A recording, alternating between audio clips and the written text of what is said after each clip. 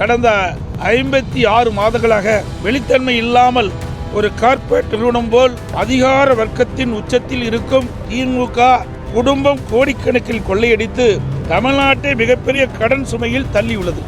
வருடத்திற்கு 1 லட்சம் கடன் வாங்கி தமிழ்நாட்டை மிக கேவலமான வகையில் நிர்வாகம் செய்து ஏற்கனவே இருந்த கடனை விட கூடுதலாக 4 லட்சம் கோடி கடனை அதிகரித்துள்ள நிர்வாக திறனற்ற திமுக அரசின் சாதனை.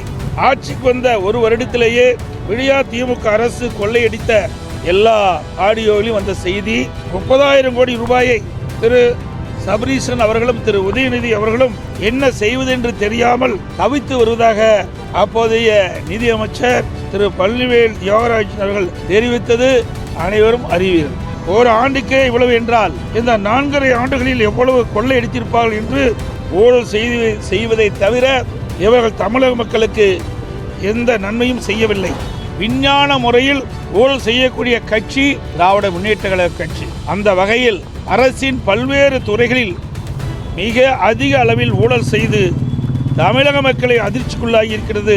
நகராட்சி நிர்வாகம் மற்றும் குடிநீர் வழங்கல் துறையில் 64,000 கோடி, ஊரக வளர்ச்சி மற்றும் பஞ்சாயத்து ராஜ் துறையில் 60,000 கோடி, சுரங்கம் மற்றும் கனிம வளத்துறையில் 60,000 கோடி, எரிசக்தி துறையில் 55,000 கோடி, கலால் வரி டாஸ்மாக் 50,000 கோடி, பத்திரப்பதிவுத்துறை 20,000 கோடி, நெடுஞ்சாலை துறையில் 20,000 கோடி, நீர் ஆதாரத்துறையில் 17,000 கோடி, சென்னை மாநகராட்சியில் 10,000 கோடி, தொழில்துறையில் 8,000 கோடி, பள்ளி கல்வித்துறையில் 5,000 கோடி, மக்கள் நல்வாழ்வுத்துறையில் 5,000 கோடி, வேளாண்மை துறையில் 5,000 கோடி, சமூக நலத்துறையில் 4,000 கோடி, உயர்கல்வித்துறையில் 1,500 கோடி, இந்து சமய அறத்துறையில் 1,000 கோடி, ஆதி திராவிட நலத்துறையில் 1,000 கோடி.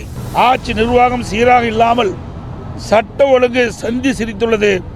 மக்களுக்கு போதிய பாதுகாப்பு இல்லை. தமிழகத்தில் தொழில் துவங்க வந்த முதலீடுகள் அண்டை மாநிலத்துக்கு சென்று விட்டன. இப்போ நாங்கள் கொடுக்கப்பட்டதில் பட்டியலில் சுமார் 4 லட்சம் கோடி இந்த 4.5 ஆண்டுகளில் திராவிட முன்னேற்ற கழக ஆட்சியில் பல்வேறு துறைகள் ஊழல் நடைபெற்றிருந்தது.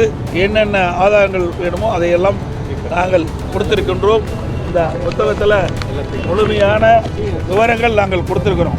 ஒவ்வொரு துறையிலும் எத்தனை ஆயிரம் கோடி ஊழல் நடைபெற்றது என்ற விவரம் முழுமையாக இந்த புத்தகத்தில் இடம்பெற்றுக்கின்றது, ஆதாரத்தோடு இடம்பெற்றுக்கின்றது. இதை மாண்புமிகு மேதகு ஆளுநர்கிட்ட கொடுத்திருக்கிறோம்.